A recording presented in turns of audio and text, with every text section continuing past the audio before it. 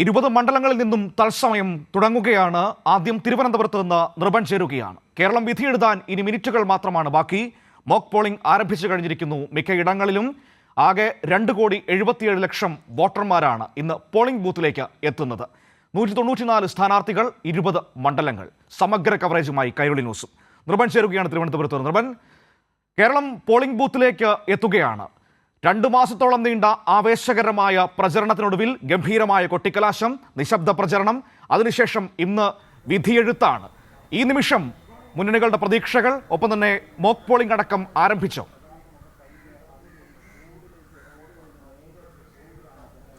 മനു, അതുതന്നെ ആകാംക്ഷയുടെ നിമിഷങ്ങളായിരുന്നു. കാരണം മനു നേരത്തെ സൂചിപ്പിച്ചതുപോലെ 2 മാസം നീണ്ട വലിയ തരത്തിലുള്ള സജീവമായ ആവേശകരമായ പ്രചരണങ്ങൾ, വീറും വാശിയും എല്ലാം തന്നെ കൊട്ടിക്കലാശത്തിലുണ്ടായിരുന്നു. അത് കഴിഞ്ഞാണ് മനു സൂചിപ്പിച്ചതുപോലെ നിശബ്ദ പ്രചരണം. അത് കഴിഞ്ഞ് ആത്മവിശ്വാസത്തോടെയാണ് മുന്നണികൾ ഇന്ന് തെരഞ്ഞെടുപ്പിനെ നേരിടുന്നത്. ഇനി കൃത്യം 1 മണിക്കൂർ പോലുമില്ല. എല്ലാ പോളിംഗ് കേന്ദ്രങ്ങളിലും മോക്ക് പോളിംഗ് ആരംഭിച്ചു കഴിഞ്ഞു. അതിൻ്റെ ദൃശ്യങ്ങൾ ഈ നിമിഷം പ്രേക്ഷകർക്ക് കാണാം. ഇപ്പോൾ നമ്മൾ നിൽക്കുന്നത് കവടിയാർ സാൽവേഷൻ ആർമി സ്കൂളിലാണ്. ഇവിടെ രാവിലെ തന്നെ ഈ പറയുന്ന പോളിംഗ് ഏജന്റുമാർ, എല്ലാ പാർട്ടികളുടെയും പ്രതികരിച്ച് പോളിംഗ് ഏജന്റുമാർ എത്തിത്തുടങ്ങിയാൽ 5:30 തന്നെ മോക്ക് പോളിംഗ് ആരംഭിക്കാം. അങ്ങനെ എല്ലാ സ്ഥലങ്ങളിലും മോക്ക് പോളിംഗിൻ്റെ ക്രമീകരണങ്ങളാണ് ഇപ്പോൾ നടക്കുന്നത്. നേരത്തെ മനു സൂചിപ്പിച്ചതുപോലെ ഈ കേരളം ഉറ്റുനോക്കുന്ന നിർണായകമായ തെരഞ്ഞെടുപ്പിൽ ഈ ജനങ്ങൾ വോട്ട് രേഖപ്പെടുത്തുന്നത് ആർക്കാണ് എന്നതാണ് മുന്നണികൾ സാഗൂതം വീക്ഷിക്കുന്നത്. പ്രത്യേകിച്ചൊരു വേനൽക്കാലമാണ്, കടുത്ത ചൂടുണ്ട്. അതുകൊണ്ട് രാവിലെയും വൈകിട്ടും ശക്തമായ പോളിംഗ് വരും എന്നതാണ് മുന്നണികൾ പ്രതീക്ഷിക്കുന്നത്. രാവിലെ 6 മണിക്ക് ആരംഭിച്ച് വൈകിട്ട് 7 മണി വരെയാണ് പോളിംഗ് നടക്കുന്നത്. ഈ പറയുന്ന കന്നി വോട്ടർമാരടക്കം ഈ വോട്ടേഴ്സ് ഇലക്ഷൻ കമ്മീഷൻ്റെ പുതിയ പട്ടിക കൂടി പുറത്തു വന്നിട്ടുണ്ട്. അതുകൊണ്ട് ആവേശോജ്വലമായൊരു തിരഞ്ഞെടുപ്പ് തന്നെയായിരിക്കും. കാലാവസ്ഥ ചൂടൊഴിച്ച് മഴയുടെ കാലാവസ്ഥയിൽ, അതുകൊണ്ട് വോട്ടർമാർക്ക് വന്ന് വോട്ട് ചെയ്യാനുള്ള അനുകൂലമായ സാഹചര്യം ഉണ്ടാകും. അതുകൊണ്ട് രാവിലെയും വൈകിട്ടായിരിക്കും പോളിംഗ് ഉണ്ടാകുക. പരമാവധി വോട്ടർമാരെ ബൂത്തുകളിൽ എത്തിക്കാനുള്ള ശ്രമമാണ് രാഷ്ട്രീയ പാർട്ടികൾ ചെയ്യുന്നത്. നേരത്തെ തന്നെ ഇതിനനുസരിച്ചുള്ള ക്രമീകരണം വരുത്തിയിരുന്നു. അതുകൊണ്ട് കഴിഞ്ഞ ദിവസങ്ങളിൽ നിശബ്ദ പ്രചരണത്തിൽ തന്നെ ഇത്തരം കാര്യങ്ങളാണ് മുന്നണികൾ ഇന്ന് ശ്രദ്ധിച്ചിരുന്നത്. അതുകൊണ്ട് പ്രത്യേക ലിസ്റ്റ്, പട്ടിക തയ്യാറാക്കിയ ഓരോ മുന്നണികളും തങ്ങളുടെ വോട്ടുകൾ പരമാവധി രാവിലെ തന്നെ കൊണ്ടുവന്ന് എത്തിക്കാനുള്ള ശ്രമമായിരിക്കും നടത്തുക. ആകെ 20 ലോക്സഭാ മണ്ഡലങ്ങളിലായി വോട്ടെടുപ്പ് നടത്തുമ്പോൾ ആകെ ഉള്ളത് 2,77,49,159 വോട്ടർമാരാണ് ഇന്ന് വോട്ട് രേഖപ്പെടുത്തുക. ഇതിൽ 1,43,33,499 പേർ സ്ത്രീ വോട്ടർമാരാണ്. സാധാരണ എല്ലാ കാലത്തും വോട്ടർമാരുടെ പട്ടികയിൽ കൂടുതൽ പേർ സ്ത്രീകൾ തന്നെയായിരിക്കും. 5,34,394 പേർ 18-19 വയസ്സിനും ഇടയിൽ പ്രായമുള്ളവരാണ്. അവരൊക്കെ തന്നെ കന്നി വോട്ടർമാരാണ്. ഈ പോളിംഗ് സ്റ്റേഷനുകളുടെ ക്രമീകരണം എന്ന് പറഞ്ഞാൽ കനത്ത സുരക്ഷാ സംവിധാനങ്ങൾ, പ്രത്യേക പ്രശ്നബാധിത പ്രദേശങ്ങളാണെങ്കിൽ പ്രത്യേക സുരക്ഷാ ക്രമീകരണങ്ങളുണ്ട്. ഒപ്പം തന്നെ വെബ്കാസ്റ്റിംഗ് സംവിധാനം ഏർപ്പെടുത്തിയിട്ടുണ്ട്. ആ സംവിധാനവും സുരക്ഷാ ക്രമീകരണങ്ങളും എല്ലാം ഏർപ്പെടുത്തിയിട്ടാണ് വോട്ടിംഗ് ക്രമീകരണത്തിൽ പോകുന്നത്. ഇന്ന് 20 മണ്ഡലങ്ങളിലും വോട്ടിംഗ് ക്രമീകരണത്തിലുള്ള സജ്ജീകരണം നേരത്തെ തന്നെ ഇലക്ഷൻ കമ്മീഷന്റെ ഉദ്യോഗസ്ഥർ സജ്ജീകരിച്ചിരുന്നു. രാവിലെ തന്നെ രാഷ്ട്രീയ പാർട്ടികളുടെ പ്രതികൾ എത്തിച്ചേർന്ന് ഈ മോക്ക് പോളിംഗ് നടപടികൾ പുരോഗമിക്കുകയാണ്. മനു, തീർച്ചയായും നിർമ്മൻ പറഞ്ഞതുപോലെ ഏറ്റവും പ്രധാനപ്പെട്ട വിഷയം എന്ന് പറയുന്നത് ചൂട് സമയം കൂടിയാണ്. അതുകൊണ്ട് നമ്മൾ ഈ തെരഞ്ഞെടുപ്പിൻ്റെ ക്രമീകരണങ്ങളിലെക്കുറിച്ച് വരികയാണെങ്കിൽ ഈ ചൂട് സമയമായതുകൊണ്ട് തന്നെ പ്രത്യേക സംവിധാനങ്ങളൊക്കെ ഏർപ്പെടുത്തുമെന്ന് കളക്ടറൊക്കെ പറഞ്ഞിരുന്നു. അതായത് ഈ പന്തൽ പോലെ അല്ലെങ്കിൽ ഷീറ്റുകളൊക്കെ തയ്യാറാക്കിയിട്ടുണ്ട്. ആ രീതിയിൽ തെരഞ്ഞെടുപ്പിന് വോട്ട് ചെയ്യാനുള്ള എല്ലാവിധ സംവിധാനങ്ങളും ഏർപ്പെടുത്തുമെന്നൊക്കെ പറഞ്ഞിരുന്നു. ഏത് തരത്തിലുള്ള ക്രമീകരണങ്ങളാണ് ഈ കാലാവസ്ഥയൊക്കെ മുന്നിൽ കണ്ടുകൊണ്ട് പോളിംഗ് ബൂത്തുകളിൽ ഏർപ്പെടുത്തിയിരിക്കുന്നത്?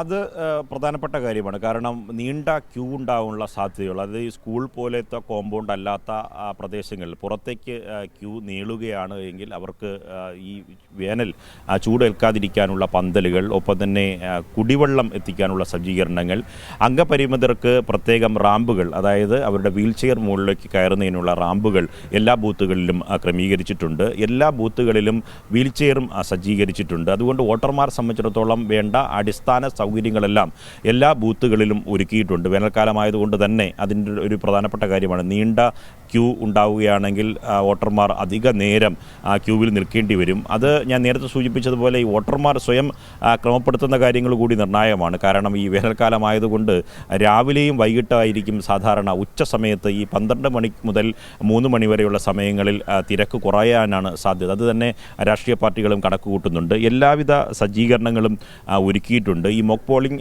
എന്നെ സംബന്ധിച്ച് പറയുമ്പോൾ ഈ 3 ഘട്ടത്തിലെ പരിശോധന കഴിഞ്ഞ ശേഷമാണ് ഈ വോട്ടിംഗ് മെഷീൻ ഈ ബൂത്തുകളിൽ പോളിംഗ് സ്റ്റേഷനിലെത്തുന്നത്. അതിനുശേഷം രാഷ്ട്രീയ പാർട്ടികളുടെ ഏജന്റുമാരുടെ സാന്നിധ്യത്തിൽ മോക്ക് പോളിംഗ് നടത്തും. അത് ഓരോരുത്തരും വോട്ട് രേഖപ്പെടുത്തിയ ശേഷം ടോട്ടൽ നമ്പർ എത്രയാണ്, ആകെ സ്ഥാനാർത്ഥികളുടെ എണ്ണമനുസരിച്ച് എത്ര ഏജന്റുമാരാണ് ഈ ഓരോ ബൂത്തുകളിലും എത്തിയത്, അവർ ഓരോരുത്തരും വോട്ട് രേഖപ്പെടുത്തും. വോട്ട് രേഖപ്പെടുത്തിയതിന് ശേഷം അത് പരിശോധിക്കും.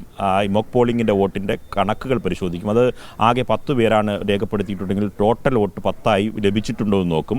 അത് കഴിഞ്ഞ് ഓരോ മുന്നണി സ്ഥാനാർത്ഥികളും ആർക്കാണോ വോട്ട് രേഖപ്പെടുത്തിയത് ആ എണ്ണം വെവ്വേറെ ക്രമീകരിക്കും. അതിലെന്തെങ്കിലും പിശക് സംഭവിച്ചിട്ടുണ്ടെങ്കിൽ ഇവർക്ക് ചലഞ്ച് ചെയ്യാം. അതിൻ്റെ അടിസ്ഥാനത്തിൽ പോളിംഗ് മെഷീനിന് എന്തെങ്കിലും തകരാറുണ്ടായെങ്കിൽ അടിയന്തരമായി മറ്റ് പോളിംഗ് മെഷീൻ വിളിച്ചു വരുത്തി പുതിയ മെഷീനിലേക്ക് വോട്ട് രേഖപ്പെടുത്താനുള്ള സജ്ജീകരണമാണ് ഏർപ്പെടുത്തിയിട്ടുള്ളത്. അതുകൊണ്ട് കുറ്റമറ്റ രീതിയിലുള്ള സജ്ജീകരണങ്ങൾ ഒരുക്കിയിട്ടുണ്ടെന്ന് ഇലക്ഷൻ കമ്മീഷൻ കഴിഞ്ഞ ദിവസം തന്നെ അറിയിച്ചിട്ടുണ്ട്. അതുകൊണ്ട് സുതാര്യമായി എല്ലാവർക്കും വോട്ട് രേഖപ്പെടുത്താനുള്ള സജ്ജീകരണമാണ്. ഏതെങ്കിലും തരത്തിലുള്ള ഈ എതിരഭിപ്രായങ്ങളോ ചലഞ്ചോ വരികയാണെങ്കിൽ അത് അപ്പോൾ തന്നെ പരിശോധിച്ച് അത് ചിട്ടപ്പെടുത്താനുള്ള സജ്ജീകരണങ്ങളും ഓരോ ബൂത്തുകളിലും ഏർപ്പെടുത്തിയിട്ടുണ്ട്. മോക്ക് പോളിംഗ് ആരംഭിച്ചു എന്നാണെന്ന് തോന്നുന്നു. ഇപ്പോൾ തിരുവനന്തപുരത്ത് മോക്ക് പോളിംഗ് തുടങ്ങിയോ? മനു, അത് തന്നെയാണ് ഞാൻ നേരത്തെ പറഞ്ഞിരുന്നത്. മോക്ക് പോളിങ്ങിൻ്റെ ദൃശ്യങ്ങൾ തന്നെയാണ് വരുന്നത്. 5:30 മണിക്ക് തന്നെ ഓരോ ബൂത്തുകളിലും പോളിംഗ് സ്റ്റേഷനുകളിലും അതാത് ഉദ്യോഗസ്ഥരുടെ ഈടെയും ഈ പോളിംഗ് ഏജന്റുമാരുടെയും സൗകര്യമനുസരിച്ച് മോക്ക് പോളിംഗ് നടത്താം. അത് 6 മണി ഈ 7 മണിക്ക് പോളിംഗ് ആരംഭിക്കുന്നതിന് മുമ്പ് അതിൻ്റെ സജ്ജീകരണങ്ങൾ പൂർത്തിയാക്കണമെന്നേ ഉള്ളൂ. അത് ഞാൻ നിൽക്കുന്ന സാൽവേഷൻ ആർമി സ്കൂളിൽ 5:30-ക്ക് തന്നെ മോക്ക് പോളിംഗ് ക്രമീകരണങ്ങൾ ആരംഭിച്ചു. അതിൻ്റെ പോളിംഗ് രേഖപ്പെടുത്തി ചിട്ടപ്പെടുത്തുന്ന ദൃശ്യങ്ങളാണ്. ഇതുപോലെ തന്നെ കേരളത്തിലെ എല്ലാ ബൂത്തുകളിലും അതാത് പ്രദേശത്തിൻ്റെ സൗകര്യമനുസരിച്ച് മോക്ക് പോളിംഗുകൾ ആരംഭിച്ചിട്ടുണ്ട് എന്നതാണ് നമുക്ക് ലഭിക്കുന്ന വിവരം. അത് സജ്ജീകരിച്ചു കഴിഞ്ഞാൽ കൃത്യം 7 മണിക്ക് തന്നെ ആദ്യ വോട്ടർക്ക് വോട്ട് ചെയ്യാനുള്ള ക്രമീകരണങ്ങൾ ഉണ്ടാകും, അതിൻ്റെ സജ്ജീകരണങ്ങൾ ഉണ്ടാകും. അത് എല്ലാ ബൂത്തുകളിലും ക്രമീകരിച്ചു. ഞാൻ വരാം. ഏതായാലും ഇനിയിപ്പോൾ കേരളം പോളിംഗ് ബൂത്തിലേക്ക് 7 മണിക്ക് പോളിംഗ് ബൂത്തിലേക്ക് എത്തുകയാണ്.